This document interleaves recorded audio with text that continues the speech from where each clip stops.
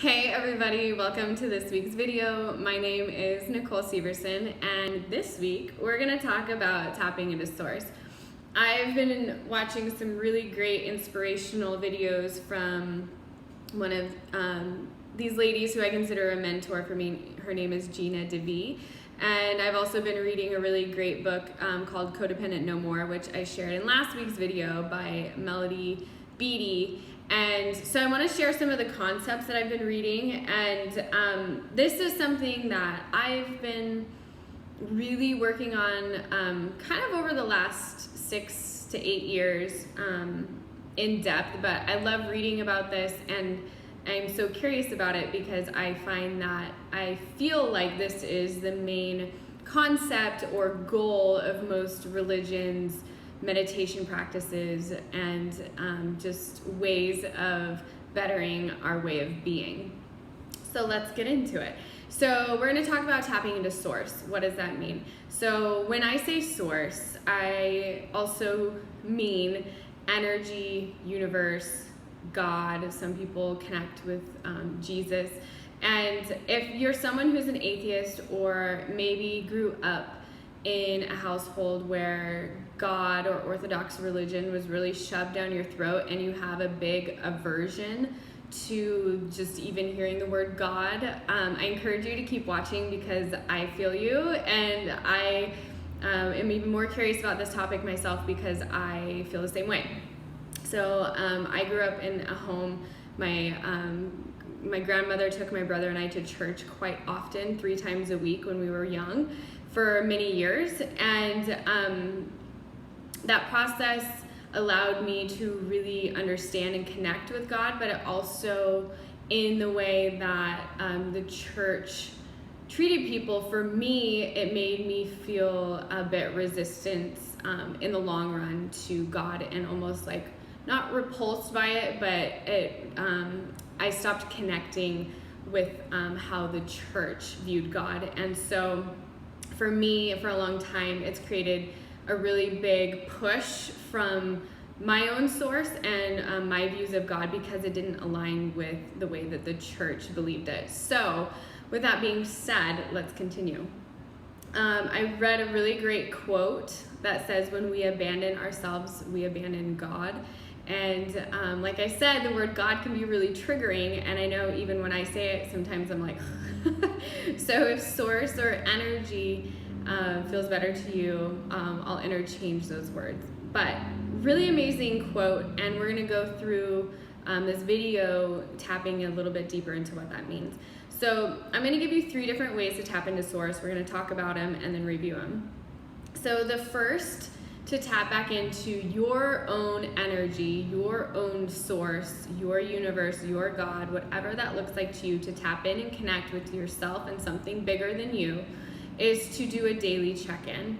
This is a practice, and it doesn't have to take, a 20-minute meditation. It can be a 1-minute meditation. And this can be anything from journaling, meditation, it can be prayer. This can be doing yoga. This can be going out dancing or going fishing or for a hike. It looks very different for everyone, but taking a moment to sit with yourself and allow yourself to do a check-in and notice if you are able to slow down your mind enough to be able to not lose yourself in the moment, but be able to tap into something greater than you. So journaling is a great option if you aren't living somewhere where you can just go do yoga or fishing or something just out immediately. But finding for you what that looks like. So I'm not going to tell you how to do that per se. However, you in your innate intelligence know what that looks like for you. And even if you are atheist, even if you don't believe in God in the way that Orthodox religion believes in it, having the connection to yourself and others is innate in our human existence, and being able to connect in that. And so we'll move on. The second is to stop externalizing your happiness And this is where, when we're able to internally reference with ourselves, our source, our energy, that's truly where the miracles and magic happen in our lives. So a lot of this external referencing, an example, is when, and I'm guilty of this, I'm sure I've all done it, but it's where you start asking for other people's opinions about things to make a decision. And really all this does is it starts you on a path of self-doubt. And this is truly where a lot of codependency can happen as well, is where you start allowing other people's decisions to be your truth or to what you use instead of your own intuition. So when you bounce ideas off of other people and ask for feedback is different than asking someone's opinion because you truly can't make your own decision on something. So you know the difference, you can feel the difference when you're doing it, and we've all done it, there's nothing wrong with it, but just being aware, do you do this often? And what does it feel like when you internally reference, when you make decisions based off of your intuition and what feels good in your body versus when you're asking other people's opinions and going with that instead of what really innately feels good for you. And really paying attention to the outcome. So when you listen to your own intuition, your own intelligence, your own decision making, where that feels aligned and better versus when you listen to other people and then maybe in the back of your head or later on say, damn it, I should have listened to myself, or I shouldn't have done it, or I knew that wasn't the right thing to do.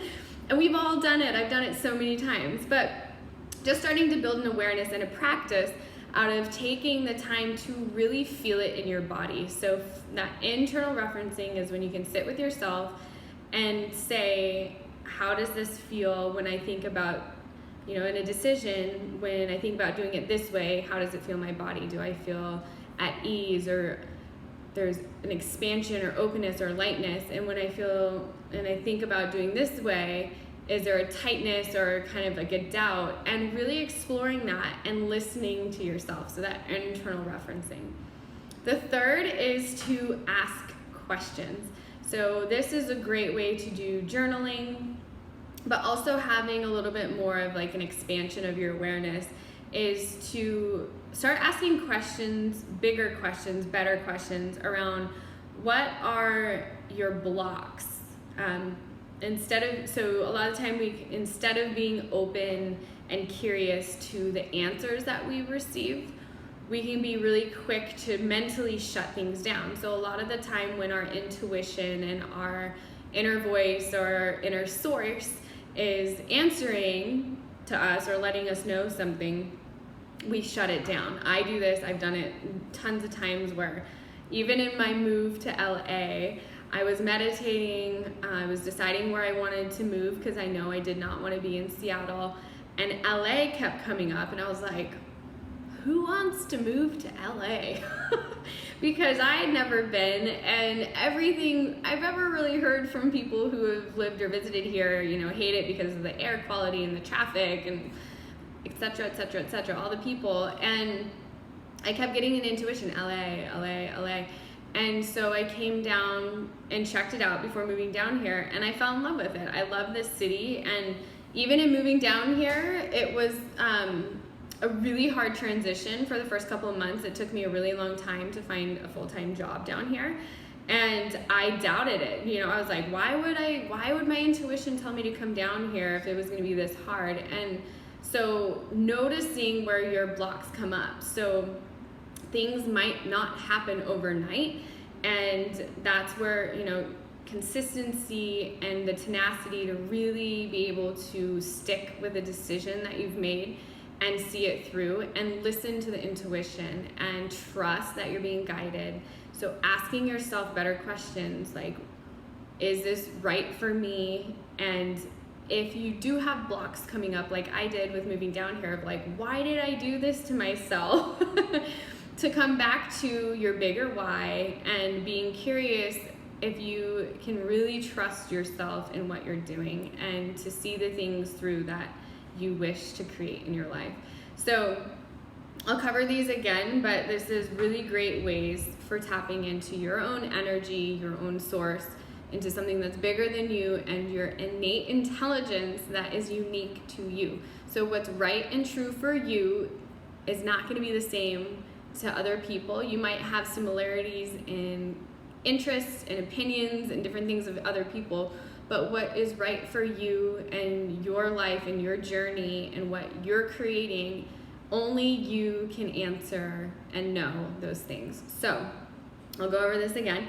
So ways to tap into your source, your energy that connects you to something bigger than you and to all other humans, is do a daily check-in, whether this is journaling, asking yourself questions, going and doing a yoga class, going and doing like a 5 rhythms dance class, whatever that looks like for you. It could be reading really inspirational quotes or watching like a really inspirational movie, whatever helps you tap into yourself.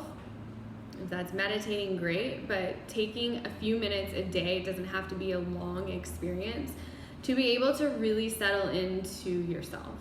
The second is to stop externalizing your happiness or your decision making. So again, coming back in this internal referencing and allowing yourself to trust your intuition. Trust that even if it doesn't make sense rationally, that whatever your body is telling you is true for you. And this is different than coming from a fear-based, panicky, I have to do something, because that's not intuition. That is a fear-based, rational, trying to figure things out in survival mode. So it's different. And the more you practice this, the more you'll know the difference between the two. And the third is to ask bigger, better questions. So you can ask yourself, what do I want to create?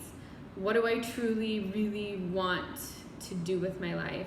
And this could be big or small. This could be taking a bath today, or it could be creating, a band or something and becoming a New York Times bestseller. It could be anything. But asking yourself those questions, and then also looking at where you might have blocks. So when your intuition does come in, noticing if you mentally shut it down because it's not realistic or it's not reasonable, or maybe you don't think it's responsible. Because if you think about it, dreams, these creations that we have, they're not going to be reasonable or rational because they're not here yet. And if we can't see them, sometimes we don't believe it. And this is where asking yourself questions and giving yourself the time and the consistency to work towards your dreams will help you tap into that. So, daily check-in, internal referencing, stop externally referencing your decisions in your life. And the third is to ask yourself bigger, better questions. And remember that when you abandon yourself, you're also abandoning your source or your God. I hope this finds you well, and I'll see you next week. Bye.